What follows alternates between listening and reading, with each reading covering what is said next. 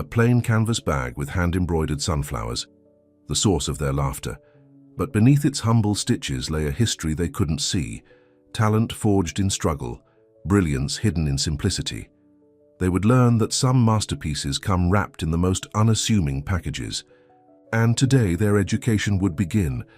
Before we dive into the story, comment below where in the world you're watching from. The Costa and Vale Group headquarters gleamed like a knife, all glass, steel, and sharp angles cutting into São Paulo's morning sky. Rain pelted the windows as executives swept through the lobby, trailing expensive cologne and confidence. Luana Ribeiro clutched her canvas bag closer to her side as she stepped from the elevator onto the executive floor. The bag, small, worn at the edges, embroidered with tiny sunflowers, had been her grandmother's final gift. Its simplicity stood out amid the leather portfolios and designer handbags like a dandelion in a rose garden. She wore a plain black blouse and tan skirt that fell below her knees. Her dark hair was pulled back in a simple knot, her only makeup a touch of tinted lip balm. 26 years old, but already carrying herself with the quiet dignity of someone who had weathered storms. "Can I help you?" The receptionist, Camila, according to her nameplate, looked up with a perfunctory smile that evaporated upon seeing Luana. "I'm here to see Andre Costa. Do you have an appointment?" Camila exchanged glances with two other women at nearby desks. All three wore identical expressions, polite disbelief tinged with amusement. "No, but Mr. Costa is extremely busy today." Camilla's French manicured fingers tapped at her keyboard without actually typing anything. "Perhaps you could leave a message?" From the corner of her eye, Luana noticed the other women eyeing her bag. The taller one, blonde, immaculate, leaned toward her dark-haired colleague. "Cute bag. Etsy or charity shop?" she whispered, not bothering to lower her voice enough. The other woman smirked. "Did someone forget this is a corporate building? Not a flea market. Bet she's here to deliver lunch or something," the third added, this time loud enough for Luana to hear clearly. Laughter rippled between them, sharp, deliberate. Luana felt heat creep up her neck. She'd known this would happen, had prepared herself for it, but the reality still stung. She took a deep breath. "Have a good morning," she said quietly, nodding to them before turning toward the hallway. "Miss, you can't go back there." "Camila," called, rising from her chair. Just then, a door opened at the end of the corridor. A tall man in a perfectly tailored navy suit stepped out, thumbing through a folder. His dark eyes lifted, caught sight of Luana, and immediately brightened. "Luana," Andre Costa said, his voice warm as he crossed the distance between them. "I was just about to call you."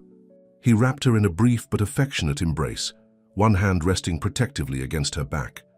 Silence fell like a hammer. Andre turned, one eyebrow raised at the suddenly frozen tableau of receptionists. "Everyone," he said casually. "This is my wife." The color drained from Camilla's face so quickly it was almost comical. "Mrs. Costa," she stammered. "I'm so sorry. We didn't realize—" "It's Ribeiro, actually," Luana corrected gently. "I kept my name." Andre's hand squeezed her shoulder lightly. "Come in. We need to talk about the foundation project." Inside his spacious office, floor to ceiling, windows revealed the city spread below, hazy in the rain. Andre closed the door and immediately his formal posture softened. "Did something happen out there?" he asked, frowning. "You look upset." Luana set her bag on a chair. "Nothing I haven't dealt with before." "Which means yes," Andre sighed, running a hand through his closely cropped hair. "What did they say to you?" "They didn't have to say much," she shrugged. "I've seen that look before, back when I was nobody. I thought I'd left it behind." Guilt shadowed Andre's face. "They don't know who you are, what you've lived through." "But they think they do," she replied, fingers tracing the embroidered sunflowers. "Because I carry a bag my grandmother stitched instead of a brand name.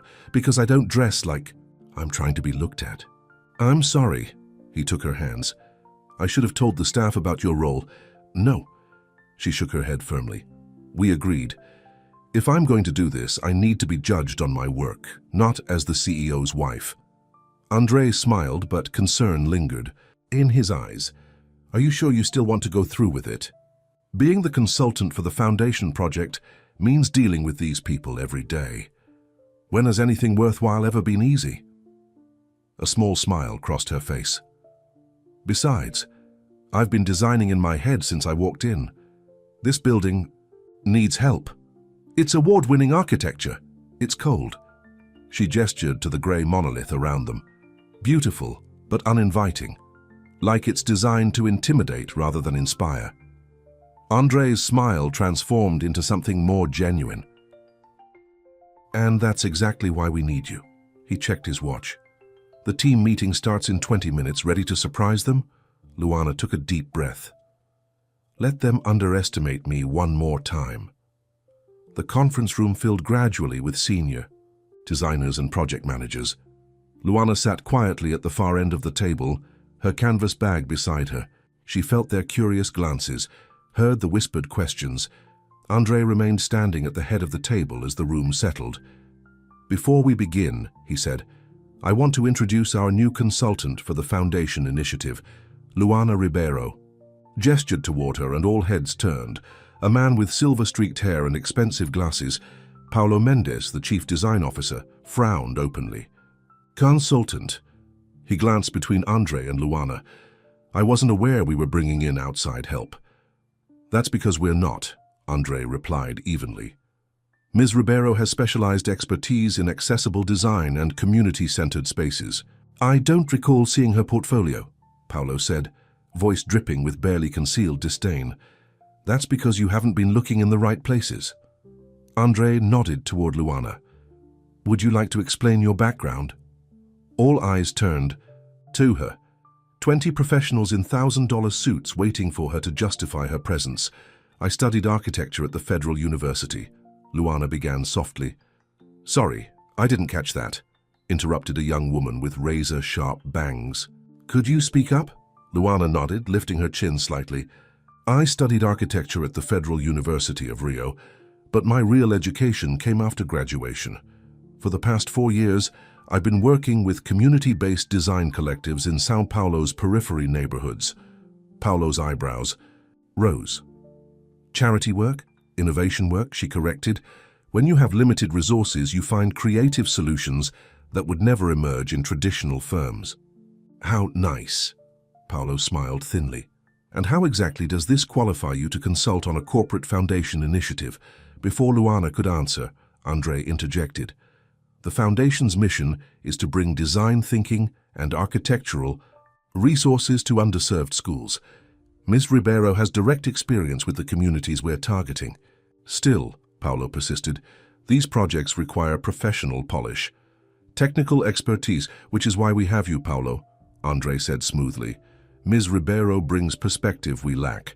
The team will benefit from both approaches.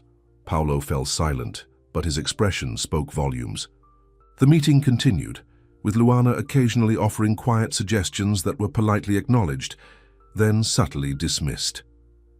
As they filed out afterward, Paulo paused beside her chair. A word of advice, he said, voice low. This isn't community, college design. If you're going to participate, you need to understand our standards. He glanced meaningfully at her simple clothes and canvas bag. Everything here reflects our brand, including our people. She met his gaze steadily. I'll keep that in mind. The second incident came 3 days later. Luana sat in the company atrium, sketching ideas during her lunch break. The vast indoor garden was largely empty. Most executives ate at nearby restaurants or at their desks. She looked up as voices approached. Paulo Mendes led a group of 4 people through the space, gesturing grandly. The biophilic elements were my suggestion, he was saying. We needed to soften the corporate aesthetic without compromising on sophistication. The group, clearly potential clients, nodded appreciatively. Luana recognized an influential real estate developer among them. Paulo spotted her and faltered, momentarily before recovering. Ah, Luana. Taking advantage of the inspiration? She nodded, closing her sketchbook as the group approached. This is Luana Ribeiro, Paulo said to the clients with a smile that didn't reach his eyes. She's working on one of our community initiatives. The developer, Marcos Alves, she recalled from industry magazines, extended his hand. "Pleasure to meet you. What sort of design work do you do?" Before she could answer, Paulo laughed lightly. "Oh, Luana isn't one of our designers. She's consulting on a special project." "I specialize in adaptive reuse and community-centered spaces," Luana said, shaking Marcos's hand. "Interesting." Marcos seemed genuinely curious. "I'm working on revitalizing several older buildings in Liberdade." "Perhaps Luana's focus is more elementary," Paulo interrupted. "School beautification projects, that sort of thing." "My husband's foundation is creating design interventions for underfunded schools," Luana clarified. "Your husband?" one of the women in the group asked. Paulo's expression tightened. "Luana is married to Andre Costa." Understanding dawned on their faces. Luana saw the immediate reassessment, the way they suddenly looked at her canvas bag and simple clothes as some sort of eccentric choice rather than necessity. "How lovely," the woman said, her tone suggesting exactly the opposite. "We should continue the tour," Paulo announced. "The design studio is our next stop." As they walked away, Luana heard him add quietly, "Andre has always had a soft spot for charitable causes." 4 people laughed politely. She felt their amusement like pinpricks against her skin. That evening, working late in her small assigned office, Luana heard a knock at the door. "Come in," she called. A young woman entered, the one with the sharp bangs from the meeting. "I'm Gabriela Torres, junior designer." "Nice to meet you properly," Luana said. Gabriela shifted uncomfortably. "Paulo sent me to get your input on the school presentation boards. The client meeting is tomorrow." Luana frowned. "Tomorrow? I wasn't told about any presentation." "It was decided this afternoon." Paulo thought, "Well, he said since this is your area of expertise, you might have some simple suggestions." Luana took the tablet Gabriela offered and scrolled through the presentation. The designs were technically perfect and completely wrong. "These are beautiful buildings," she said carefully, "but they don't address the actual needs of these schools." Gabriela's expression was guarded. "Paulo said you might say that. He thinks your perspectives are—" She hesitated. "Idealistic." "May I?" Luana reached for a stylus. "The presentation is finalized," Gabriela replied quickly. "Paulo just wanted your symbolic approval." Luana handed back the tablet. Then symbolically, "I can't give it. These designs prioritize aesthetics over function. They're showcases, not solutions." Gabriela looked torn. "I'll tell him you had concerns. Tell him I'll prepare an alternative approach for tomorrow. The meeting is at 9. I'll be ready." After Gabriela left, Luana opened her canvas bag and pulled out her worn laptop. It was going to be a very long night. The third incident, the breaking point, came the next morning. Luana arrived early. Dark circles beneath her eyes, partly hidden by the first real makeup she'd worn all week. Her usual canvas bag was notably absent, replaced by a slim portfolio. The conference room was already half full. Paulo stood at the front, arranging presentation materials with meticulous precision. His eyes narrowed when he saw her. "Luana, I didn't expect you to join us." "I'm part of the foundation team," she said, voice steady despite her exhaustion. "I should be here." Andre arrived moments later, with 2 men Luana recognized as the school district representatives. Introductions were made, coffee was poured, and the presentation began. Paulo was a master performer. His voice resonated with authority as he walked the clients through elaborate renderings of sleek modern additions to their aging schools. "The translucent facade creates a dialogue between old and new," he explained, gesturing to a shimmering glass structure attached to a humble brick building. "It symbolizes the transparency of education." The school officials exchanged uncertain glances. "It's certainly impressive," the older one said diplomatically. "But our budget—" "Andre has assured me the foundation will cover the showcase elements," Paulo interjected smoothly. "These designs will put your schools on the architectural map." "Our priority is improving learning conditions," the younger official said. "The classrooms flood during rainy season, and ventilation is poor during summer months." Of course, Paulo nodded. These issues are addressed in the technical specifications, but first, let me show you the courtyard concept. Excuse me. Luana's voice was quiet, but clear. May I ask a question? Paolo's smile froze.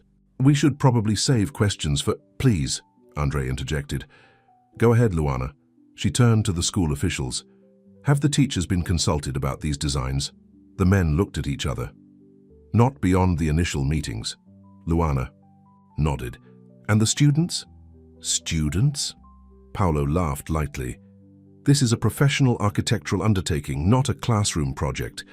The students who will use these spaces every day, Luana clarified.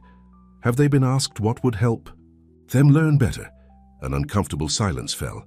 With all due respect, Paolo said, voice hardening, we're the experts here.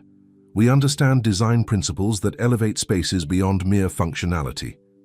But functionality is precisely what these schools need, Luana countered. Paolo's patience visibly snapped. Mrs. Costa, Ms. Ribeiro, she corrected firmly. Ms. Ribeiro, he continued, voice dripping with condescension. Perhaps this is how things work in community projects, but in professional practice, we don't design by committee, especially not committees including children. Luana stood slowly. May I present an alternative approach? Paolo scoffed. You've had less than 12 hours. Paolo, Andre interrupted, I'd like to hear what Luana has prepared. All eyes turned to her as she walked to the front of the room, portfolio in hand. She could feel Paolo's glare boring into her back as she connected her laptop to the projector. I apologize for the simplicity of these renderings, she began. I worked through the night to prepare them. The first image appeared on screen, a cross-section diagram of the existing school building, annotated extensively with problems and potential solutions. Rather than adding new structures, she continued, voice growing stronger, I'm proposing we transform what already exists. She clicked to the next slide, a classroom with subtly angled ceilings and lightweight bamboo louvers. By modifying the ceiling plane, we create natural air circulation. The bamboo elements filter harsh light while allowing maximum ventilation. The materials are sustainable, locally sourced, and can be installed by community labor, reducing costs by 40%. Paolo made a dismissive sound. It looks like a tropical hut. It's inspired by indigenous cooling techniques, Luana corrected. The same principles that kept people comfortable for centuries before air conditioning. She moved through her presentation with increasing confidence, showing thoughtful interventions for each problem space. Rain collection systems integrated into architectural features, modular furniture that could be reconfigured for different teaching methods, outdoor learning spaces protected from sun and rain. None of this is revolutionary, she acknowledged, but it doesn't need to be. What these schools need isn't architectural statements, it's architecture that works. The school officials leaned forward, clearly engaged. Even Andre looked surprised by the comprehensiveness of her approach. Paolo, however, was furious. This is completely unacceptable, he interrupted. These drawings are amateur at best. Where are the technical specifications, the structural calculations? This isn't architecture, it's a sketch club project. Luana met his gaze calmly. The technical documentation exists. I've been developing these solutions for 2 years. 2 years? Paolo laughed incredulously. And where exactly have you been hiding this alleged work? In that little canvas bag of yours? The room went very still. Actually, Luana said quietly, yes. She reached into her portfolio and removed a folded stack of papers, handing them to the school officials. These are preliminary cost comparisons between our approaches. As they examined the documents, Luana turned back to the screen. If I may show you one more thing. The next slide displayed a simple school in a poor neighborhood. Before and after photos revealed a transformation, not into a gleaming architectural showpiece, but into a vibrant, functional space where every element served a purpose. This is Jardim Colombo School, she said. It was my first independent project. I've heard of this, the younger official said suddenly. This is the school that won the Sustainable Design Award last year, isn't it? Luana nodded. The construction used local materials and labor, coming in 30% under budget. More importantly, attendance increased by 23%. After completion, and test scores improved by 17%, She clicked to a new slide, a magazine cover. The school was featured prominently with the headline, "The Future of Educational Design." Paolo stared at the screen, color draining from his face. "And this," Luana continued, displaying another slide, "is the Villa Maria Community Center, another adaptive reuse project that was featured in Architectural Review. Another slide, a university lecture hall filled with students. This is from my guest lecture series at the University of São Paulo. I've been teaching sustainable community design for 3 semesters." With each new slide, Paolo seemed to physically shrink. The school officials were now completely ignoring his presentation materials, their attention fully on Luana. "Why haven't I heard of these projects?" Paolo demanded, voice strained. Luana's expression remained neutral. "Perhaps because you weren't looking in the right places." She displayed a final slide, her complete portfolio. 12 award-winning projects, publications in major architectural journals, a TED Talk with over 2 million views, guest lecturer at 3 universities. "I don't advertise my work," she said simply. "I just do it." The room fell silent. Andre was looking at her, with a mixture of pride and awe. The school officials were frantically taking notes, and Paolo looked as though he might be ill. "I believe," Andre said finally, breaking the silence, "we need to reconsider our approach to the foundation projects." He turned to Paolo. "Don't you agree?" Paolo's face had flushed a deep mottled red. His hands trembled slightly as he gathered his presentation materials. "Clearly," he managed, voice tight, "I wasn't fully informed about Ms. Ribeiro's qualifications." "Few people are," Luana replied softly. "I prefer to let my work speak for itself." The meeting concluded with the school officials practically begging Luana to take the lead on their projects. As everyone filed out, Paolo lingered, struggling, visibly with his composure. "I may have misjudged you," he said stiffly. Luana studied him for a moment. "We often see what we expect to see, Mr. Mendes. It's a difficult habit to break." She gathered her things, including the now infamous canvas bag that had reappeared from under the table. Paolo eyed it with new understanding. "The bag, it's not just sentimental, is it?" "My grandmother made it," Luana confirmed. "She raised me after my parents died. She taught me that what matters isn't how something looks, but how it functions, whether it's a building or a bag." She ran her fingers over the embroidered sunflowers. She was a seamstress with no formal education who could look at a dress in a magazine once and replicate it perfectly.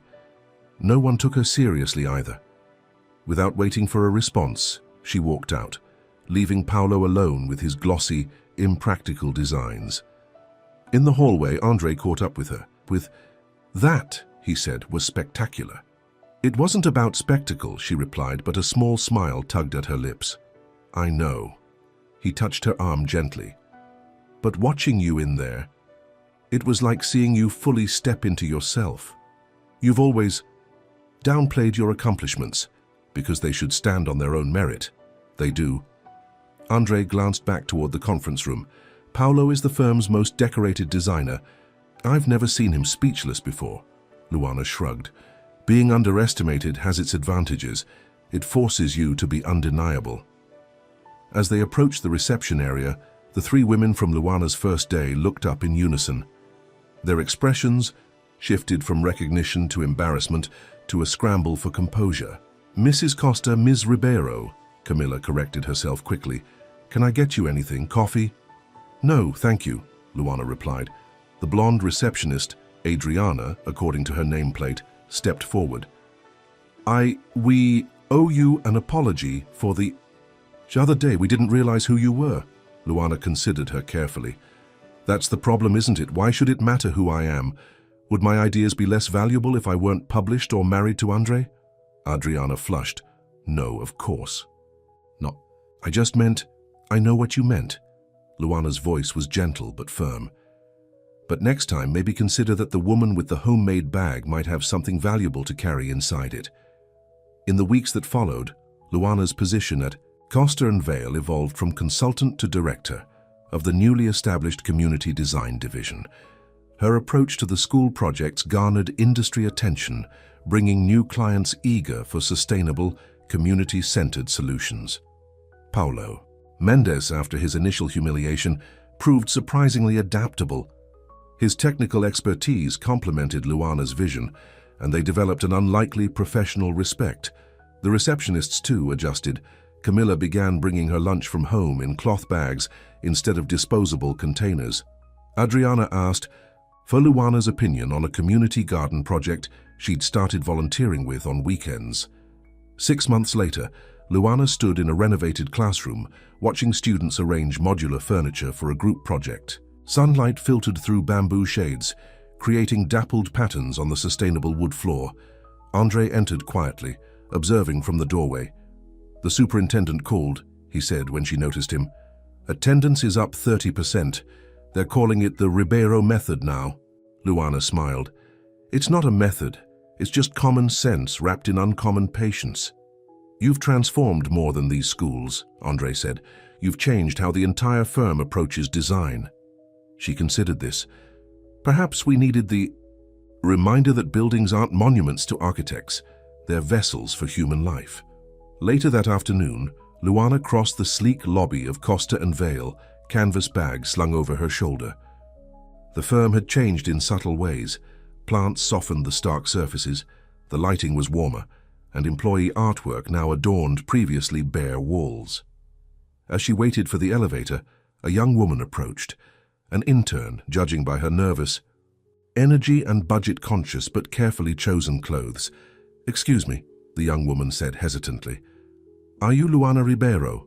Luana nodded. "I'm Sophia. I just started last week." She took a deep breath. "Your TED Talk is the reason I applied. Here. The way you spoke about architecture as a social responsibility, it changed my perspective completely." Luana smiled. "I'm glad to hear that." "I'm sorry to bother you," Sophia continued, "but I'm preparing a presentation on the school projects, and I wondered if you might have a few minutes to give me some guidance." Before Luana could respond, Adriana approached from the reception desk. "Sophia," she said kindly, "Ms. Ribeiro's calendar is managed through the executive office. Next time, please make an appointment." Sophia's face fell. "Of course, I'm sorry for the interruption." "Actually," Luana said, "I was just heading to the coffee shop across the street. Would you like to join me, Sophia?" The intern's expression brightened. "Really?" "Yes, absolutely." Adriana watched them go, a small smile playing at her lips. Outside, the afternoon sun broke through São Paulo's perpetual haze, illuminating the city in a golden glow. Luana adjusted her canvas bag, more worn now but still embroidered with tiny sunflowers, as she and Sophia crossed the busy street. "I noticed your bag," Sophia said shyly. "It's beautiful." Luana glanced down at it, then back at the towering glass building they'd just left. "It reminds me of something important," she replied. "That true value isn't always visible at first glance, in buildings, in bags, or in people." Sophia nodded thoughtfully. "I'll remember that." And as they entered the coffee shop, Luana knew that the most meaningful architecture she'd ever create wouldn't be built of glass or steel or even sustainable bamboo, but in the spaces she opened for others to follow, carrying their own unique gifts in whatever packages they came in. The world rarely lacked for talent, after all, only for those patient enough to look beyond appearances and discover the masterpieces hidden in plain sight.